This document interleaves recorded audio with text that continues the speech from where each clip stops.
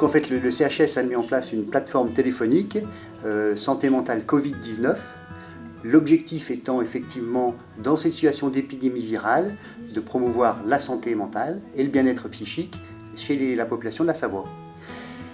Alors, toute personne qui serait en mal-être psychique ou en souffrance peut appeler la plateforme et elle aura effectivement une personne qui va l'écouter, qui va lui proposer éventuellement, si besoin, de la rappeler ou l'orienter.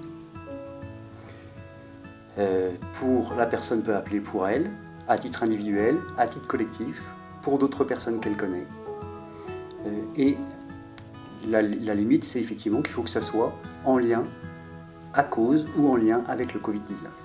On a démarré depuis 48 heures, c'est le début. On voit quand même entre le premier jour et le deuxième jour, il y a déjà une augmentation des appels. Les cas peut-être les plus importants, c'est quand même l'isolement. Surtout qu'il y a beaucoup de gens effectivement qui se retrouvent très isolés et qui sont très paniqués de par les informations qu'ils ont, qui peuvent être très inquiétantes si on n'a pas un petit peu de recul. Voilà. Donc effectivement, c'est la situation peut-être la plus fréquente. Après, on a des situations de personnes qui sont déjà suivies et fragiles sur le plan psychique et pour lesquelles qui ont besoin d'un soutien ou savoir comment elles peuvent continuer à être prises en charge. Et puis, il y a des appels de personnes en tant que professionnels pour avoir des conseils comment faire avec leurs collaborateurs ou dans l'entreprise. Les personnes qui appellent sont des personnes qui ont inquiétudes diverses et variées, voire parfois les angoisses liées à possibilité de contamination, de tout état de pensée, qu'est-ce qui va arriver une fois après, ça serait terminé. Mais avant tout, les conditions dans lesquelles certaines personnes s'y trouvent, dans la précarité et vivent en plus des confinements, c'est très très difficile. Donc ils peuvent avoir tout état d'inquiétude, tristesse, colère. Il y a beaucoup de choses qui peuvent se passer pour les personnes qui vivent cette situation qui est pour tout le monde inquiétant et éprouvant de manière assez difficile. Donc ça permet d'avoir un moment d'écoute et puis de privilégier. C'est un moment privilégié pour que quelqu'un puisse de se sentir écouté en moment difficile qu'il vit. Ce qui peut parfois suffire et soulager. Et parfois, si ce n'est pas suffisant, nous pouvons, grâce à tous les collègues qui sont à plateforme, réfléchir ensemble qu'est-ce qu'on pourrait proposer aux personnes concrètement, où on pourrait l'adresser, orienter, ou passer les relais si ça nécessite. Alors pour le moment, on n'a pas eu de cas désespérés, tant mieux. Après, c'est vrai que c'est que le début de l'épidémie. La Savoie est un peu en recul, a été jusqu'à maintenant relativement protégée.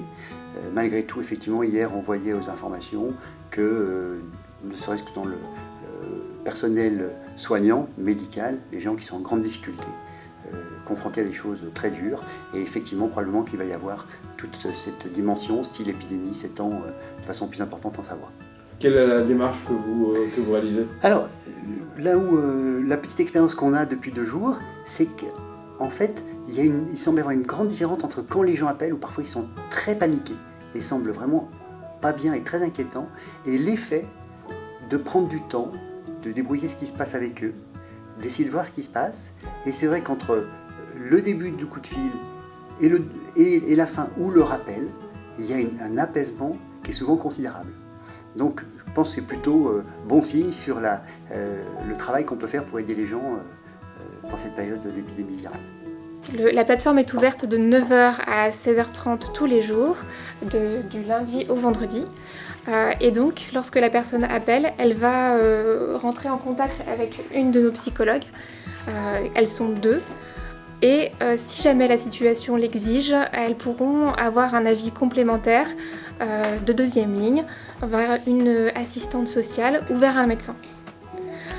Si jamais la situation l'exige, nous pouvons également rappeler les personnes pour avoir un contact quelques jours après, s'assurer que la situation se passe bien. C'est vraiment du cas par cas. Les appels viennent de toutes parts, j'imagine, de la Savoie ? De la Savoie, de toutes parts. Il y a eu pas mal de Chambéry, me semble-t-il, hier, un peu Aix-les-Bains, là tout à l'heure la Maurienne.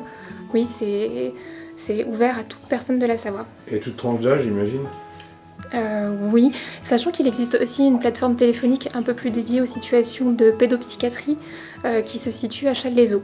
Donc si jamais la situation relève de la pédopsychiatrie, on sera amené à la transmettre aux professionnels plus qualifiés. Le confinement se généralise aussi à l'hôpital. On essaie de faire déplacer le moins possible les personnes. Donc toutes les consultations habituelles sont réalisées le plus possible par téléphone. Et ce qui concerne les hospitalisations, on les réduit au minimum afin de limiter la concentration de personnes qui pourraient transmettre le virus. Donc quand on a su que l'épidémie se généralisait, on a évidemment renvoyé chez eux la plupart des personnes dont la situation de santé mentale était les plus rassurantes, afin qu'elles soient plus en sécurité chez eux qu'à l'hôpital. Et effectivement, notre activité elle se concentre plus sur les situations les plus urgentes, les plus graves dans cette période-là. Toutefois, nous gardons évidemment le contact avec nos autres patients. Nous les appelons très régulièrement au téléphone. Si jamais la situation l'exige, nous pouvons aussi faire des consultations en direct. Mais effectivement, nous essayons de garantir la sécurité de nos patients en fonctionnant par distance le plus possible. Par ailleurs, nous avons ouvert une unité spécifique qui s'appelle l'unité Covid-19 au CHS pour les patients atteints de troubles mentaux qui seraient diagnostiqués positifs au Covid-19 pour continuer à prendre en charge la maladie mentale dans des conditions médicales optimisées par rapport à la situation du Covid-19.